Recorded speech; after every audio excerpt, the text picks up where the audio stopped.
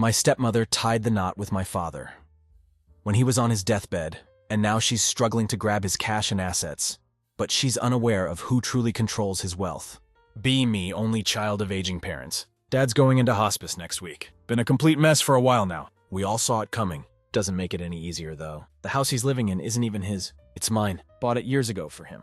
But his wife Diane and her two daughters Olivia and Melissa act like they own the place. Getting ahead of myself, though. Let me rewind a bit. About 7 years ago, things went downhill for my dad. Mom passed away after 30-plus years together. Completely wrecked him. Hard for all of us. But Dad just fell apart. Lost his job a few months later. Couldn't keep up with rent. Got evicted. Everything crumbled at once. He had nobody else to turn to. I was all he had, being the only kid who could help financially. Bought him a house. Nothing fancy. Small place in a quiet older neighborhood in Chicago. Not luxurious, but it was safe. More importantly, gave him a roof when he needed it most. He had his dog Cooper too. Cooper was his last connection to Mom. That dog was family to us. Made the whole situation a little easier for Dad. First few years were good. Dad slowly healing. House became his little sanctuary. Got back on his feet as much as anyone could after something like that. Cooper always by his side, keeping him company. I'd visit every weekend. Became our routine. Cooper would wag his tail like crazy when I showed up. We'd hang out in the backyard. Grilling steaks, catching up, trying to enjoy life again after everything. Then Diane entered the picture. They met through some mutual friends. Before I knew it, they were married. Wasn't against it or anything. Was happy if this was what Dad needed. Diane seemed okay at first. Polite, always smiling. Seemed to genuinely care about Dad. When he said she was moving in, I had no problem with it. His life, after all, even if technically my house. As long as he was happy, that's all that mattered. But here's where things got weird. First, just Diane moving in. Fine. Then out of nowhere, her daughter Olivia shows up with all her stuff. Moving in too. Olivia's 29, a grown adult. Not some kid who needs a weekend crash pad. She's there to stay. Didn't say anything because, again, it's Dad's life. Wanted to respect that. Still strange, though. Few months go by and I start noticing changes. Every visit, more of Diane's stuff everywhere. House that used to feel like Dad's place now felt like hers. Whatever, I told myself. Dad's happy, let it be. Then just when I thought it couldn't get more crowded, Melissa, the younger daughter, moves in. Now it's a full house. Diane, Olivia, Melissa, and my dad all under one roof. You can imagine how that went. At first tried to let it go. Yeah, weird seeing Dad's home slowly taken over by Diane and her daughters. But what could I do? Not going to tell Dad how to live his life. Things started getting worse though. Vibe in the house shifted. Suddenly Dad's opinion didn't seem to matter much. Everything was about what Diane and her daughters wanted. Things were already going downhill with Diane and her daughters taking over Dad's house. Then just when I thought things couldn't get more annoying, we had the whole mess with Cooper. Let me explain something about Cooper. This dog wasn't just a pet. Cooper was family. Mom loved that dog like he was her baby. After she passed away, Cooper became Dad's emotional support. It was like Cooper was the one thing keeping him grounded. After everything that happened. I know some people don't get that, but if you've ever had a dog, you know what I mean. So you can imagine how pissed I was. When Melissa, Diane's youngest daughter, started complaining about Cooper. Like, really? Cooper was old, harmless. Spent 90% of his day either sleeping or chasing his tail. When he wasn't too tired. But one day out of the blue, Melissa comes up with this whole thing. About how Cooper makes her uncomfortable. Said she didn't feel safe with him around.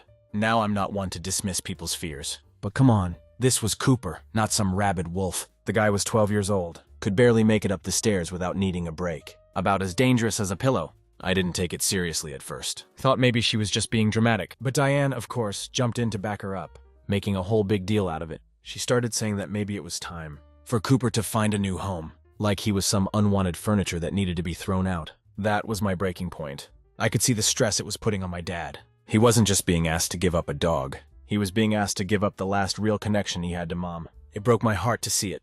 But what could I do? I wasn't living there. And Diane had pretty much taken over the decision-making in the house. I could tell Dad didn't want to get rid of Cooper, but he was tired. He was dealing with his own health issues. I guess he didn't have the energy to fight back anymore. So yeah, I stepped in, told my dad straight up that Cooper could come live with me. Wasn't going to let Diane or her daughters bully him into giving up that dog. Dad was relieved, but I could tell it still hurt him. He didn't want to give up Cooper, but knew it was the only way to stop the constant arguing in the house. Diane acted like she was doing him some huge favor by letting me take Cooper. But I knew better. It wasn't about Cooper. It was about control. She and her daughters wanted to be the ones calling all the shots. Cooper was just another way to push Dad out of the decision-making process in his own home. From that day on, I started bringing Cooper with me every time I visited. And every time it was like I was bringing some kind of dangerous animal into the house. Olivia and Melissa would literally act like Cooper was going to maul them any second. The first time I showed up with him after taking him home, Melissa actually screamed when she saw him, like she hadn't lived with this dog for the past few years. Diane tried to play it off, But you could see her rolling her eyes. Every time I walked in the door with Cooper trotting behind me, it was ridiculous. Cooper would come in wagging his little tail, barely noticing them, and all they could do was complain about how scary he was. I'd sit with Dad in the backyard just like we always did, while Cooper lay there in the grass not bothering anyone. Yet every time Melissa or Olivia would peek out the window, give us this disgusted look, and run off like they were avoiding some kind of attack dog. Honestly, I think they just hated that Cooper was still around, because it was a reminder that this was Dad's house, not theirs. Cooper was part of Dad's life, part of Mom's life, and no matter how much they tried to take over, Cooper was a constant reminder that they hadn't completely pushed Dad out yet. But then one day Diane finally said what I knew had been coming. She asked me not to bring Cooper around anymore. I was fuming. Why? I asked. Cooper's not doing anything, he just sits there. She tried to sugarcoat it, saying how Melissa still felt uncomfortable, and how it was just better if Cooper didn't come over anymore. I could see right through it. This wasn't about Cooper at all. This was about power. She and her daughters had been slowly chipping away at everything that was important to Dad, and now they wanted to get rid of the last thing that connected him to his old life. I was livid, but I didn't want to make things harder for Dad. He was already sick. The last thing I wanted was to stress him out more. So I told Diane straight to her face, Cooper stays. He's not hurting anyone. And if you don't like it, then don't come outside when I visit. She didn't like that, not one bit, but I wasn't backing down. I could tell she wanted to push harder, but I wasn't giving her the chance. From then on, every time I visited, Cooper came with me. And I didn't care what they thought. Dad deserved that much at least. The tension in the house got worse after that. It was like Diane and her daughters were just waiting for Dad to be out of the picture, so they could fully take over. I could see it in the way they treated him. Like he was just some old man taking up space. But as long as Cooper and I were around, they couldn't quite get rid of him entirely. And now with Dad going into hospice, I can already see the writing on the wall. They think they're gonna get the house, that everything's going to belong to them once he's gone. But they're in for a surprise. This is still my house. And Cooper, he's going to outlast all of them. So with Dad going into hospice soon, I knew time was running out to say goodbye properly. It was something I dreaded, but I couldn't put it off anymore. He wasn't doing well, and I needed to see him, especially since I'd been taking care of Cooper. Ever since Diane and her daughters basically forced him out, I wanted to bring Cooper to see Dad one last time. Let them have their moment before everything went downhill. When I showed up at the house, Diane, Olivia, and Melissa were already there. The second I walked in with Cooper by my side, I could feel the tension in the room. You know when you walk into a place and everyone just stops what they're doing? Yeah, it was like that. The vibe was off, but I didn't care. I was there for Dad, not for them. Olivia was the first to say something. She looked at Cooper, wrinkled her nose, and said, "Oh great, he brought that stupid dog again." She wasn't even trying to hide the attitude. She acted like Cooper was some kind of wild animal. But the truth is, Cooper was so old at this point. He barely moved unless you coaxed him with a treat. But there she was acting all dramatic, like the dog was going to destroy the house. I took a deep breath and ignored her. I wasn't about to start a fight right then, even though I could feel my blood boiling. I just said, "I'm here to see Dad," and headed straight for his room. I could hear Diane say something to Melissa under her breath as I passed, but I didn't catch all of it. Probably some passive-aggressive comment about me or the dog. Whatever, I didn't have the energy to deal with them. When I got to Dad's room, he was lying in bed, looking frail but still awake. His face lit up when he saw me, and when Cooper trotted in behind me wagging his tail like crazy. Dad smiled for the first time in weeks. It hit me right then how much Dad had missed Cooper. Cooper immediately jumped up on the bed, which honestly was a struggle for him with how old he was. But he made it. He curled up next to Dad like they hadn't missed a beat. Dad reached over and scratched behind Cooper's ears, just like he used to. For a few minutes, it was like things were normal again, and I could see how much peace it brought Dad to have Cooper there. We didn't talk much at first. It was one of those moments where words aren't really needed. I just sat there with him, Cooper laying between us, and we stayed like that for a bit. I could tell Dad was weaker than the last time I'd seen him, and it hurt to see him like that. But there was also a kind of relief. At least for those few minutes, he looked happy again.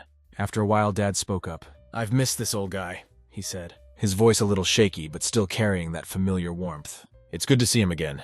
I nodded, not trusting myself to speak without choking up. Didn't want to show how emotional I was getting, so I just reached over and patted Cooper on the head. We talked for a bit about simple things. Memories, stories about Cooper. Old family moments from when Mom was still around. It felt good, but it was also bittersweet. The whole time I kept thinking about how this might be the last time I'd ever see Dad like this, awake and aware.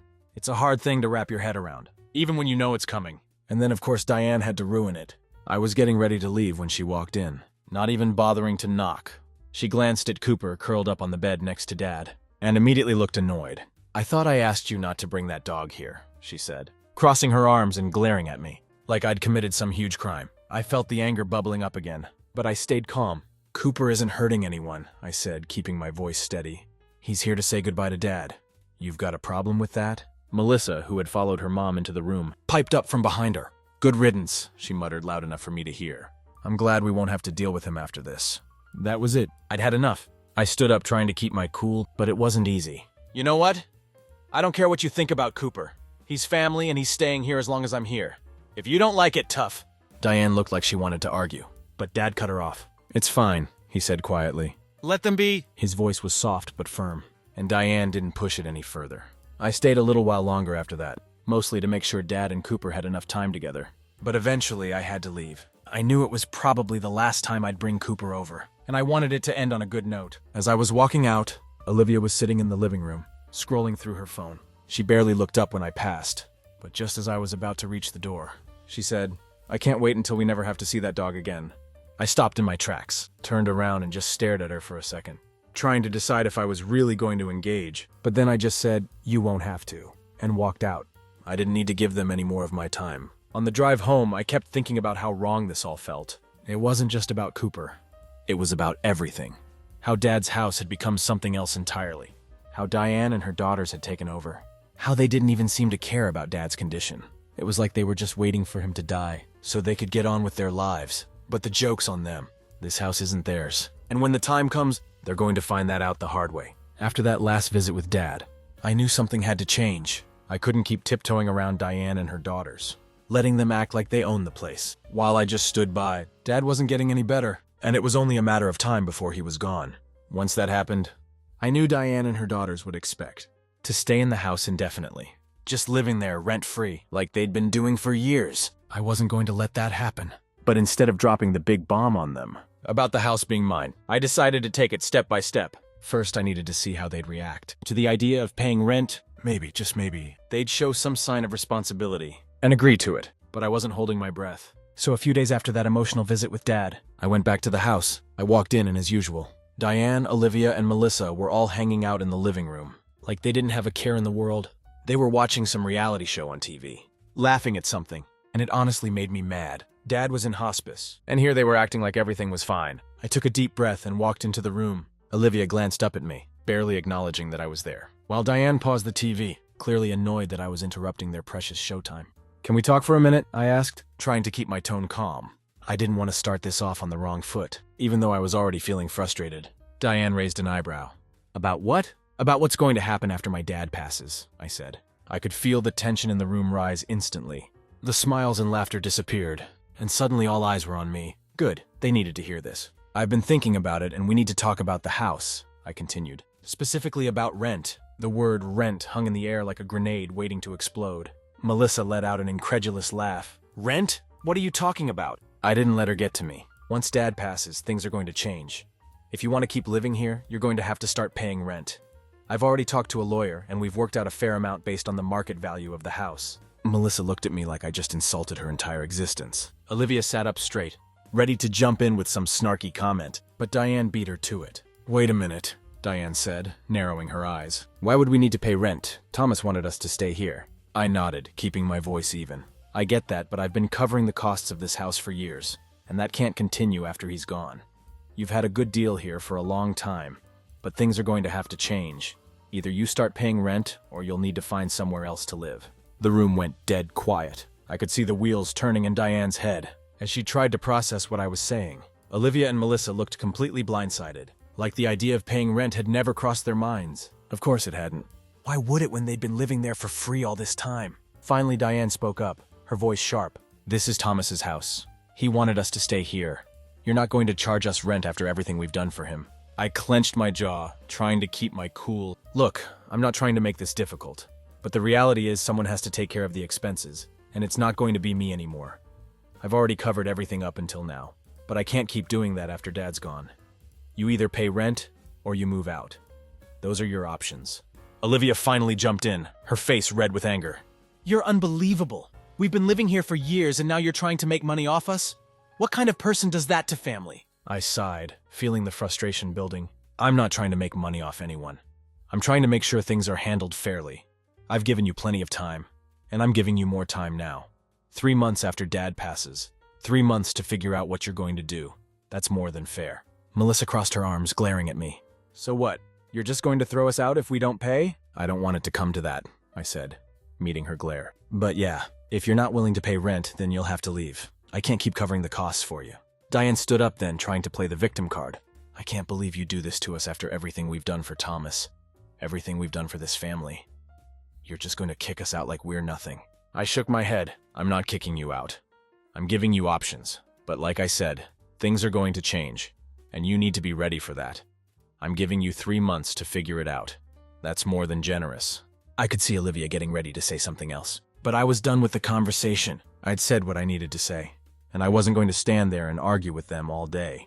So before they could pile on more complaints or guilt trips, I turned and headed for the door. As I left the house, I could still hear them talking, probably trying to figure out how to get around this, how to keep living there for free, but I wasn't going to budge. I'd given them their choices, pay rent or move out, and in 3 months they were going to have to face reality. They just didn't know yet that the house wasn't even Dad's to give them. It happened faster than I thought. One day Dad was still hanging on, and the next, he was gone. Even though I knew it was coming, it still hit me like a ton of bricks. Watching him slip away like that wasn't easy, but at least I knew he was at peace now. It was over for him, and the pain he had been living with for so long was finally gone. But after the funeral, I had to deal with the aftermath. And no surprise, Diane and her daughters Olivia and Melissa were acting like nothing had changed. It was almost as if they had been waiting for this moment, expecting everything to fall into place for them. Like they were ready to take over now that Dad wasn't around. But they had no idea what was coming. I gave it a few days after the funeral to let things settle down. But I wasn't going to wait too long. The sooner I dealt with this, the better.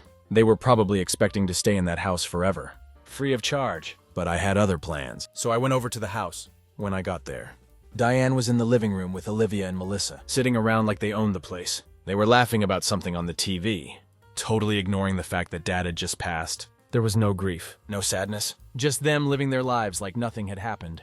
I stood in the doorway for a second, just watching them. It was surreal, honestly. How could they be so unaffected by everything? I mean, Dad had just died, and here they were acting like it was just another day. Finally, I cleared my throat and walked in. Diane turned to look at me but didn't say anything. Neither did Olivia or Melissa. They just sat there waiting. I guess they thought I was there, to talk about funeral arrangements or whatever. I took a deep breath. We need to talk about the house. Diane frowned, not understanding. What do you mean? We've already talked about this. We're staying here just like Thomas wanted. And there it was. The entitlement I had been expecting. I could feel my anger rising. But I kept my cool. I wasn't going to let them get to me. No, I said, shaking my head. We haven't talked about this. You think you're staying here, but the truth is, you're not. This house isn't Dad's. It's mine. I bought it for him after Mom died, and now that he's gone, it goes back to me. The room went dead silent. I could see the shock on Diane's face, like she had no idea what I was talking about. She blinked a few times before finally saying, "What are you talking about? Thomas never told me that. This is our home." I almost laughed. Yeah, well, he didn't need to tell you. This house was never his to give. I bought it for him to live in after he lost his apartment, but it's been in my name the whole time. And now that he's gone, it's time for you to go too. Olivia stood up, looking furious. "You can't just kick us out! We've been living here for years! This is our home now!" I turned to her, keeping my voice steady. "No, it's not your home. You've been living here for free, and I've let it slide because of Dad. But now that he's gone, that stops. You either start paying rent or you leave. You have 3 months to figure it out." They were all stunned.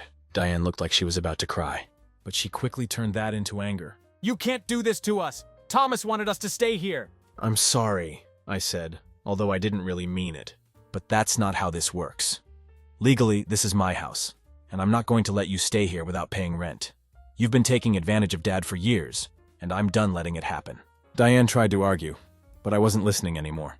I could feel the tension building in the room, but I wasn't backing down. This was my house, and I had every right to do what I was doing. "I've already spoken to my lawyer," I added, pulling out the paperwork to prove it. "If you don't believe me, here it is in black and white. I own this house, not you and not Dad. I've given you 3 months to figure out what you're going to do. After that, if you're not out, I'll have no problem evicting you." Melissa was sitting on the couch, staring at the paperwork with her mouth hanging open. "This can't be happening," she muttered, looking at Diane for some kind of reassurance. But Diane had nothing. She knew it was over. I could see it in her eyes. She had been banking on this house, thinking they could just stay here forever rent-free. But now reality was hitting them hard. "You've got to be kidding me," Olivia said, pacing around the room. "After everything we've done for Thomas, you're just throwing us out?" I almost laughed again. "Everything you've done? You mean disrespecting him? Pushing him to get rid of Cooper? And treating him like a guest in his own home? Yeah, real generous of you." They all started talking at once, trying to defend themselves, but I wasn't listening anymore. I'd had enough of their excuses, their entitlement, their complete lack of respect. Dad deserved better, and I wasn't going to let them keep living in this house like they owned it.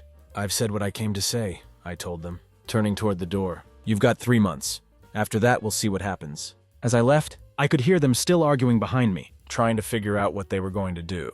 But that wasn't my problem anymore. They had spent years living off Dad, off of me. And now it was time for them to deal with the consequences. I felt a weight lift off my shoulders as I walked out of the house. It wasn't going to be easy, but I knew I was doing the right thing. I had let them take advantage of the situation for too long, and now it was time to take back what was mine. This house wasn't theirs. It never was. And soon enough, they were going to be out of my life for good.